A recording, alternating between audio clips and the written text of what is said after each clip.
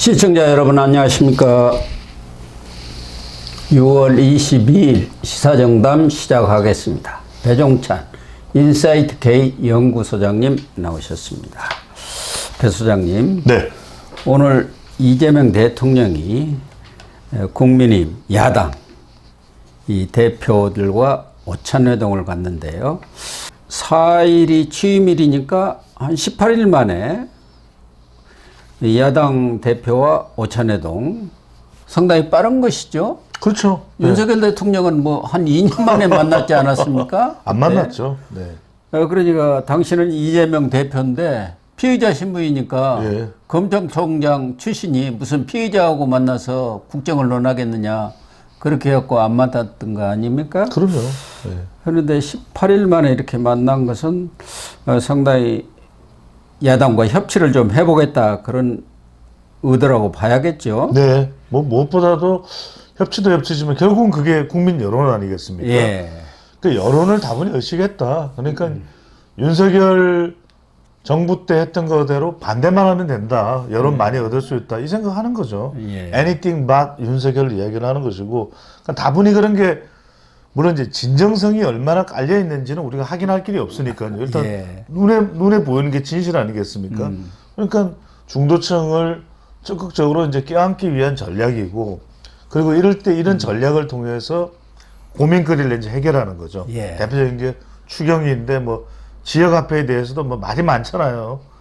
그럼 13조 2천억을 풀어대네요. 그러니까요. 소비쿠폰만도 지역사랑 상품권도 현금 살포나 다름없는데 6천억을 풀어대니까. 그렇죠. 그러니까 이제 이게 이재명 대표가 뭐 기본 들어가고 예. 지역 화폐 쿠폰이 거의 어찌 보면은 본인의 뭐 슬로건이잖아요. 예. 그러니까 이제 그걸 하는 데 있어서 여러 말들이 많죠. 그중에서 규명되지 않은 것도 있고 규명된 것도 있습니다만, 그걸 하는 데 있어서 살짝 이제 지지 발언을 얻어내고 싶은 거죠. 그 다음에 이제 또 하나는 인사청문회가 24일, 25일 아닙니까? 예. 그러니까 김민석 이제 총리 후보자. 그렇죠. 그러니까 약간 좀 김민석 낙마되면 뭐 이재명 정권도 바로 타격을 입는 것이거든요. 타격 정도가 아니라 휘청하죠. 휘청하죠. 예. 그래서 이제 우선 뭐 장관들 재청도 지금 못하고 있는 거 아닙니까? 뭐 상당히 인선을 해놓은 모양인데 윤석열 대통령 때 임명했던 이주호 그럼요. 교육부총리가 인선하는 그런 모양새는 안 갖추겠다. 좋죠. 그래서 김민석 후보자를 국회 인준을 통과시켜가지고 재청하는 그런 모양새를 갖추겠다. 그런 그렇죠. 그것도 있고 이제 그게 이제 또 크겠죠. 그리고 고 박사님 말씀하신 대로 이렇게 또 쓴소리 듣는 모습 보이면 봐라, 나는 쓴소리 듣지 않냐.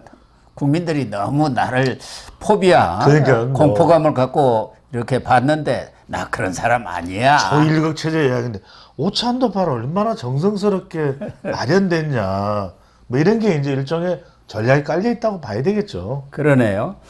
그런데 지금 이 소비 쿠폰, 지역사랑 상품권, 물론 지금 경제가 너무 어렵고 또 소상공인이랄까, 그렇죠. 또 자영업자들이 어렵기 때문에 민생 경제를 살리는 차원에서 재정이 적극적인 역할을 해야 한다는 그런 취지에는 공감이 가지만, 야당 측이 이야기하는 대로 대통령의 당선 축하 파티냐, 아니면은 그 이재명 대통령이 주장했던 호텔 경제학, 그 사이비 호텔 경제학을 여기 한번 실험해 보겠다는 거냐, 뭐 이런 비판도 없지 않습니다. 그렇죠. 이제 뭐 돈이 돌고 돈다. 그걸 예. 좀 강조하는 건데, 이 말씀만 좀 드릴게요.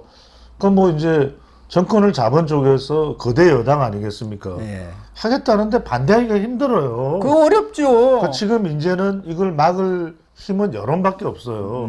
그런데 방금 전에 고 박사님 말씀하셨던 대로 전 국민 다 주겠다. 그러면 뭐 상위 10%는 우리는 세금 많이 내는데 70%는 상위 10%가 세금을 내는데 우리 왜 15만 원밖에 안 주냐, 이제 볼멘 소리가 나올 수도 있지만 사람은 또 돈 받으면 기분 좋잖아요. 그러니까 지금 돈을 다 주잖아요. 다 깔아주잖아요. 우리 배 소장님은 15% 들어야 그래도 어디 가서 안 들죠. 저는 15만 원 받은 사람이야. 안 들죠. 뭐 5%인가 10%에 드는 사람 아닙니까? 기분이죠. 그러니까 그러니까 이번에 50만 원에서 15만 원으로 차등을 주니까 당신이 돈 얼마 받은지 보면은 그렇죠. 당신의 우리 사회적 위치를 다 맞습니다. 이게 당신의 재산 상태 부부싸움 날 얼마인지 수도 다 알 수 있어요. 있어. 부부싸움 날 수 있습니다. 예, 맞아요. 여보 왜 15만 원밖에 안 돼? 나한테는 안 그렇다고 이야기했잖아. 막 이러면서 난리가 날 수 갖다 있어요. 돈 꼽을 쳐둔 거 아니야? 어디다 꼽을 쳤어? 그러니까 15만 원 나온 거 아니야? 뭐 그럴 거 위험한 아니야? 발언 나올 수도 있고요. 그래서 여러분들 진짜 사랑과 전쟁이 될 수도 있기 때문에. 근데 이제 이런 부분들이 이제 비판받을 수 있는 거죠. 다 줘야 되냐. 사실은 국가 재정이라는 게 우리가 그래도 지금 국가 부채가 1,300조 원 넘어가면 이것도 위험해지거든요. 예. 그러니까 이제 그런 점에서는 선택과 집중이 더 나은 거 아니냐. 분명히 이야기 그러니까요. 또 할 거예요. 오늘 오찬에서. 그래서 그런 부분 때문인데, 그러니까 이제 그러면서 바라난 이야기 다 듣고 지역 화폐인데 국민의힘에서도 이야기하는 거 내가 좀 반영하지 않았냐. 뭐 이렇게 또 이야기가 되면서 조금 그런 여론을 더 가져가는 전략으로 볼 수 있는 것이죠. 국민의힘도 사실은 이 문제를 뭐 길을 쓰고 반대하기는 좀 어렵단 말이에요.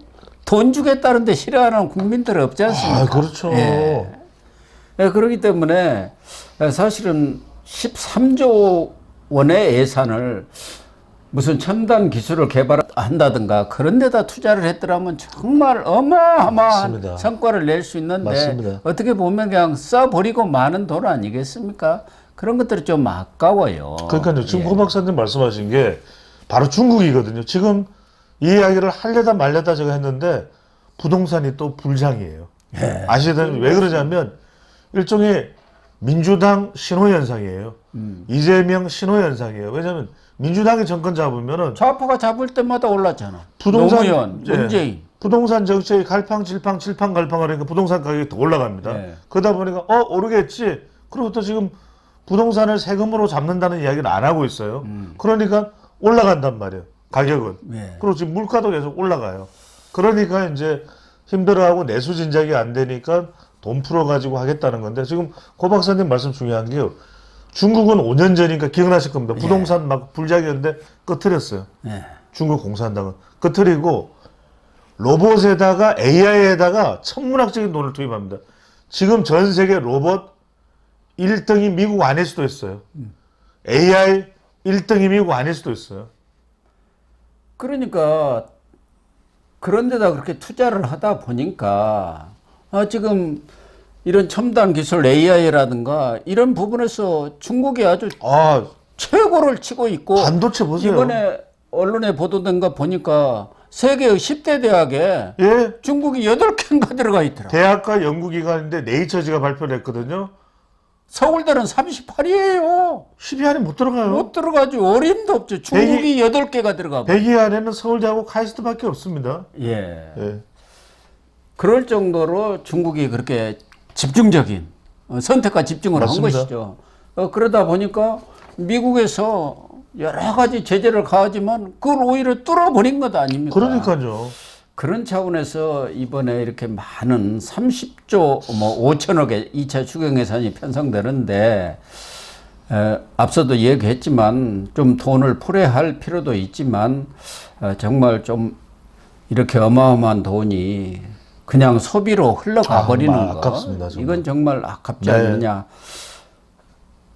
어떻습니까? 이번에 김용태 비대위원장하고 송원석 원내대표가 들어갑니다마는 이분들이 과연 당대표로 들어가기는 하지만 국민의힘에서 얼만큼 당대표로서의 말발이 있는지조차가 저는 의문이에요. 지금 코박사 그냥 대표라는 지감을 갖고 있는 것이지. 말씀대로 대표성이 없어요. 그 왜냐하면은 저는 김용태 비대위원장 좋아합니다. 근데 좋아하는 것과 김용태 비대위원장의 대표성을 가지고 있는가는 천양지차 아닙니까? 그러니까 지난번에도 대통령 이제 취임 시작하면서 육회 비빔밥을 같이 먹었지 않습니까? 예.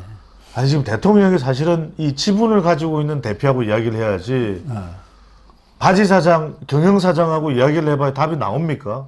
지금 뭐 김용태 비대위원장이야 이달 말이면 끝 아닙니까? 그러니까요. 그러니까 또 송원석 원내대표도 삼선에 사실상 친윤 TK에 얹혀 있는 사람이지 이분이 무슨 그렇죠. 당내 힘을 갖고 있는 사람은 아니잖아요. 그렇죠. 예. 사실은 제가 부르려면은 김문수, 한동훈이죠. 두 사람이 네. 당에 뭐 지분이 있다면 지분이 있는 것이고 지분이라고 하면 너무 지나친 이야기가 될 수 있으니까 그래도 당에 영향력이 있는 사람이잖아요. 그러니까 예. 대통령이 국정 운영을 하는 데서 야당의 대표급으로 목소리를 낼 수 있는 사람은 일단은 전 대선 후보인 김문수 어쨌거나 간에요.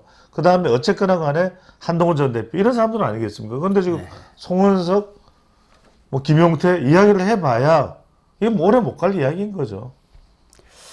거기다가 지금 야당에서는 이종석 국정원장의 인사청문 보고서 채택도 불발이 됐어요. 그러면서 지금 요구하고 있는 것은 법사위원장하고 예결위원장을 내놔라. 적어도 예결위원장은 포기하더라도 법사위원장은 내놔야 할 것 아니냐. 당신들이 늘 주장했지 않느냐. 야당이 견제력을 갖기 위해서 법사위원장, 국회의장은 여당. 더군다나 지금은 거대 여당에 행정부까지 쥐었으니까 법사위원장 내놔라. 이런 부분들이 여기서 큰 가닥을 잡아야 그야말로 협치라는 게 본격화 되지 않겠냐. 밥만 먹고 사진 찍는다고 협치는 아니지 않습니까? 아무런 의미가 없죠. 그러니까 지금 고 박사님 말씀대로 쉽게 생각해보죠. 그러니까 우리는 어렵게 자꾸 이야기할 필요 없어. 뭐 이걸 2년 하기로 했느니, 뭐 이미 뭐 1년 전에 약속했느니, 또 뭐 야당의 견제가 필요해서 법사위원장이 필요하느니, 뭐 법사위원장의 역할을 다시 재정립해야 될 그런 이야기 딱 끝나서 고 박사님 제가 쉽게 말씀드릴게요. 자, 부모님이 돌아가셔서 유산을 물려줬어요. 자, 큰 아파트, 작은 아파트, 상가가 있어. 그래도 형이랑 동생이랑 남자 형제 둘이만 있으면 동생한테 못 줘도 상가는 줘야 될 거 아닙니까? 네. 형님이 나 큰 아파트도 내가 가져야 될 것 같고 작은 아파트도 내가 가져 상가도 당연히 내가 가질게. 그러면 이거 뭐가 됩니까? 집안 꼴이. 그건 아니지 않습니까? 그러니까 지금 국회의장 가져갔잖아요. 또 지금 대통령도 여당 아닙니까? 민주당 아닙니까? 법사위원장 상가는 줘야죠. 그러면요. 제 말이 틀렸습니까? 예. 그래서 이번 오찬 해동이 어떻게 보면은 이재명 이 정권의 협치 정국의 분수령이 된다. 이렇게 볼 수도 있고 그런 차원에서 좀 큰 틀에 합의가 나왔으면 좋겠다는 생각을 합니다.